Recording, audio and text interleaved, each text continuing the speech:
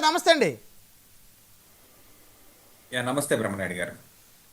So చూస్తున్నారా, visuals చూస్తున్నారా? త్రిమూర్తులు ఆంధ్రప్రదేశ్ రాజకీయాల్లో అలా వేదిక మీద కలిసి నడుచుకుంటూ వస్తూ ప్రజలకు అభివాదం చేస్తూ 15 నెలల కాలంలో వాళ్ళు చేసినటువంటి అభివృద్ధిని రాష్ట్ర ప్రజలకు వివరించేటువంటి కార్యక్రమంలో భాగంగా ప్రభుత్వం ప్రతిష్టాత్మకంగా పెట్టుకున్నారు సూపర్ 6 సూపర్ హిట్. సో మరి ఎమ్మెల్యేలు, మంత్రులు, ప్రజాప్రతినిధులు అందరూ కూడా ఆ కార్యక్రమానికి హాజరయ్యారు. అనంతపురం మరి వేదికగా సూపర్ హిట్ సూపర్ 6 సభ దద్దరిల్లింది. సో జనసేన అధినేత, టీడీపీ అధినేత మరి మాట్లాడినటువంటి మాటలు కూడా విన్నాం మనం. సో మొత్తానికి అసెంబ్లీకి వచ్చి చర్చిస్తే ఏదైనా సమాధానం చెప్తామని చెప్పేసి చంద్రబాబు గారు బలంగా మాట్లాడుతున్నారు. ఇక్కడ ఉన్నది CBN పవన్ కళ్యాణ్, బెదిరింపులకు భయపడమని చంద్రబాబు గారు మొదటిసారి, అంటే వాళ్ళిద్దరిని కలిపి మేమిద్దరం బెదిరింపులు భయపడమని చెప్పినటువంటి ఒక ఈ అరుదైనటువంటి ఆ యొక్క ఆ మాటలు వింటూ ఉంటే నిజంగా రాష్ట్ర ప్రజలు కాదు, ప్రత్యేకించి కూటమి నేతలకి ఒక ఉత్సాహం, ఆనందం వస్తుందని చెప్పుకోవచ్చు. సెంగళూరు గారు, ముందుగా మీకు ప్యానెల్లో ఉన్నటువంటి అధికార ప్రతినిధులకి అలాగే 99 వీక్షకులకి కూడా వెరీ గుడ్ ఈవినింగ్ అండి. చంద్రబాబు నాయుడు గారు ఆబ్వియస్గా నిత్య యవ్వనంతో ఉండేటువంటి వ్యక్తి. ఆయన ఎప్పుడు కూడా ఇలాగే ఆయురారోగ్యాలతో ఉండాలి, ఆంధ్రప్రదేశ్ ముఖ్యమంత్రిగా మరొక 15 సంవత్సరాల పాటు ఆయనే ఉండాలని చెప్పేసి పవన్ కళ్యాణ్ గారు కోరుకుంటున్నారు. కాబట్టి అలాగే కానిద్దాం కాస్త. అయితే ఇక్కడ సూపర్ 6 సూపర్ హిట్ 6లో 2 ఆల్రెడీ చేయలేదు కదా, సూపర్ 4 అని చెప్పేసి అంటే చాలా బాగుండేది. ఇక అశేష జనం అంటున్నారు. పవన్ కళ్యాణ్ గారు వస్తే సహజంగానే ఆయనకున్నటువంటి చరిష్మాతో కొంత జనసందోహాన్ని పోగు చేసుకునేటువంటి వ్యక్తి.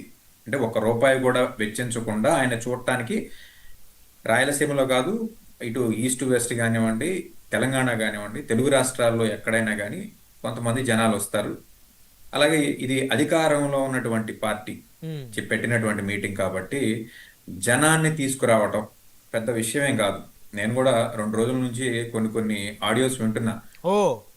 మీరు సభకి వస్తేనే మీకు పథకాలు వస్తాయి అని చెప్పేసి కొన్ని సోషల్ మీడియా అకౌంట్స్ లో కూడా వాటిని పోస్ట్ చేసిన వ్యక్తులు ఉన్నారు. మాకెవరికి సోషల్ మీడియాలో తగలేదు కదండి అలాంటి వాయిస్ రికార్డింగ్లు. మీకు తగలలేదు బ్రహ్మనాయుడు గారు. మీకు తగిలేయని ఎలా తగులుతాయి అంటే, 1 సంవత్సరంన్నర నుంచి గవర్నమెంట్ ఫామ్ చేయడానికి ప్రయత్నం చేసి గవర్నమెంట్ ఫామ్ చేసి ఆ తర్వాత ఇప్పుడే కొత్తగా చూస్తున్నట్టు మాట్లాడుతున్నారు 3 త్రిమూర్తుల్ని. మేమైతే ఆంధ్రప్రదేశ్ రాష్ట్ర ప్రజానీకంగా మేము 1.5 సంవత్సరం నుంచి చూస్తున్నాం వీళ్ళ 3ని. కాబట్టి మీకు తగిలే పరిస్థితి ఉండదు, ఎందుకంటే ప్రజల్లో ఉండరు కాబట్టి. మేము లోకల్లో ఉంటాం కాబట్టి ఏమండి, రాష్ట్రం అంతా చక్కెరలు కొడుతుంటారా ప్రతి గ్రామం? మీరు ఖచ్చితంగా కొట్టాలి కదా బ్రహ్మనాయుడు గారు. మీకులాగా ఒక చాటు కూర్చుంటే అవ్వదు కదా. రాష్ట్రంలో అన్ని కోర్టులకు తిరగాల్సినటువంటి పరిస్థితి, అన్ని ప్రాంతాలకు వెళ్ళేటువంటి పరిస్థితి. కాబట్టి ఈ సూపర్ 6 హామీలు ఏవైతే ఉన్నాయో ఇవి ఇచ్చేసామంటున్నారు. అసలు గాదే గారు అయితే అసలు డబ్బులు పంచడానికి ఎవరైనా పంచుతారంటున్నారు.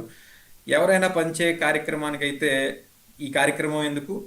అందరూ చేసే పనికి మళ్ళీ ఏదో కొత్తగా మీరేదో సాధించినట్లు దాన్ని డబ్బు కట్టుకోవడం అనాల్సిన పరిస్థితి వస్తుంది. రెండోది ఏంటంటే, ఉద్యోగాల కల్పన, కంపెనీలు వరదలాగా వస్తున్నాయి అని అంటున్నారు. మరి 5 లక్షలకు ఉద్యోగాలు ఆల్రెడీ ఇచ్చేసామని చెప్పేసి మా మంత్రి గారు నారా లోకేష్ గారు ఇంతకుముందు చెప్పారు. దాని మీద మళ్ళీ ఆయన తడబడి 5 లక్షల ఉద్యోగాలు కల్పిస్తామని చెప్పేసి శాసనసభలోనూ చెప్పినటువంటి ఒక గుర్తు కూడా నాకైతే ఉంది. అంటే పొరపాటుగా చెప్పారు, భవిష్యత్తులో వస్తాయి అని చెప్పేసి. ఇక్కడ ఇంకా ఆంధ్రప్రదేశ్ రాష్ట్రంలో ఇన్ఫ్రాస్ట్రక్చర్ ఇంకా కుదురుకున్నటువంటి పరిస్థితి కాదు. రెండోది ఏంటంటే, అభివృద్ధి అనే దానికి ఒక గ్రాఫ్ అనేది చూస్తే ఈరోజు GST వసూళ్లలో అత్యంత అల్పస్థితికి పడిపోయింది. గత 5 సంవత్సరాల్లో ముక్కుపిండి వసూలు చేశారు పారిశ్రామికవేత్తల దగ్గర నుంచి జగన్మోహన్ రెడ్డి గారు. సౌత్ ఇండియాలో నెంబర్ 1 స్టేజ్ లో ఉన్నటువంటి పరిస్థితి నుంచి నెంబర్ లాస్ట్ లో ఉన్నటువంటి పరిస్థితికి ఎందుకు వచ్చింది? అభివృద్ధి సూచిక పన్ను వసూళ్లలో తెలుస్తుంది, ప్రజల యొక్క జీవన విధానంలో తెలుస్తుంది. జీవన విధానంలో తెలుస్తుందంటే మేము 200 అన్నా క్యాంటీన్లు పెట్టామంటున్నారు. 200 అన్నా క్యాంటీన్లలో ఇంకా ప్రజలు ఎగబడి భోజనాలు చేస్తున్నారంటే వాళ్ళ యొక్క జీవన విధానాలు ఏమి మెరుగుపడినాయి అని చెప్పేసి. అంటే ఇక్కడ సార్ అన్నా క్యాంటీన్ విషయంలో మనం చాలా జాగ్రత్తగా మనం మాట్లాడాల్సిన అవసరం. ఎందుకంటే ఎంత పెద్ద అపర కోటీశ్వరుడైనా, ఎంత పెద్ద హోదా ఉన్నటువంటి రాజకీయ నాయకుడైనా మేమేం తప్పుగా మాట్లాడలేదు ఇప్పుడు బ్రహ్మనాయుడు గారు. పేదవాడు దానికి controversy పేదవాడు లేదు. రోడ్డు పక్కన ప్రజల ఎంతమంది యొక్క రోడ్డు జీవన రోడ్డు విధానం మీద మెరుగుపడితే భిక్షాటన చేస్తూ వారి జీవితాలు బాగలేక రోడ్ల మీద బ్రహ్మనాయుడు పుడుతున్న వాళ్ళు ఈ దేశంలో ఎంతో బ్రహ్మనాయుడు మంది గారు ఉన్నారు. అందుకనే వాళ్ళకు మీకు చెప్తుంది, ఉపయోగపడుతుంది మీరు అన్నా జనాల్లో క్యాంటీన్. ఉండరని చెప్తుంది. మోటార్ బైక్స్ మీద వచ్చి భోజనాలు చేసి వెళ్తున్నటువంటి పరిస్థితిని భిక్షాటన చేసే వాళ్ళ గురించి మీరు పోల్చొద్దు. విజయవాడ నగరంలో సుమారుగా 6 అన్నా క్యాంటీన్లు ఉన్నట్టున్నాయి. ప్రతి అన్నా క్యాంటీన్ ముందు కనీసం 50 బైకుల మీద వచ్చి భోజనాలు చేసి వెళ్ళేటువంటి పరిస్థితి మేము చూస్తున్నాం. భిక్షాటనలు చేసుకునే వాళ్ళు కాదు బ్రహ్మనాయుడు గారు, మీరు పొరపాటు పడుతున్నారు. అంటే మధ్య తరగతి వాళ్ళు కూడా అన్నా క్యాంటీన్ తినవచ్చు, తప్పేం లేదు. ఇక్కడ మాలాంటి వ్యక్తులు కూడా వెళ్ళి తినొచ్చు. ఎందుకంటే ఎంత పని చేసినా ప్రతి ఒక్కడు కడుపు నింపుకోవడానికి తినాలి కదా. కాకపోతే ప్రజల జీవన విధానాలు మెరుగుపడినాయి అని చెప్పేసి అనే దానికి ఇప్పుడు మీ జేబులో మీకు కావాల్సినంత సఫిషియెంట్ మనీ ఉన్నప్పుడు మీరు అన్నా క్యాంటీన్ దగ్గరికి ఎందుకు వెళ్తారు? అవును, ఎవరి దగ్గర అయితే డబ్బులు లేవో వాళ్ళు వెళ్ళి అన్నా క్యాంటీన్ లో భోజనాలు చేస్తున్నారు అని చెప్పేసి అని చెప్తున్నాం. జీవన విధానాలు వాళ్ళ యొక్క ప్రమాణాలు ఇంకా ఎదరికి వెళ్ళలేదు. చంద్రబాబు నాయుడు గారికి అధికార పగ్గాలు ఎందుకు అప్పచెప్పడం జరిగింది? మెరుగైన నాయకుడు, అత్యంత అనుభవం ఉన్నటువంటి నాయకుడు. గాదే గారు చెప్పినట్టు సరే ఆయన పదవి ఏ రకంగా సంపాదించాడు అనేది అప్రస్తుతం, కానీ 40 ఏళ్ల రాజకీయ జీవితాన్ని చూసినటువంటి వ్యక్తి. ఈ వ్యక్తి చేతిలో రాష్ట్రం ఉంటే ఈ రాష్ట్రం దేదీప్యమానంగా వెలిగిపోతుంది అనే దాన్ని ఒక దృష్టిలో పెట్టుకుని, రెండోది జగన్మోహన్ రెడ్డి గారి కన్నా నేను 10 రూపాయలు ఎక్కువ పెంచిస్తాను అని చెప్పేసి అని ఆయన సూపర్ 6 హామీలతో పాటు అనేక వందల హామీలు ఆయన పవన్ కళ్యాణ్ గారు చేశారు. కాబట్టి ఈ హామీల్ని నమ్మి వచ్చినటువంటి ఒక విక్టరీ ఇటువంటివి.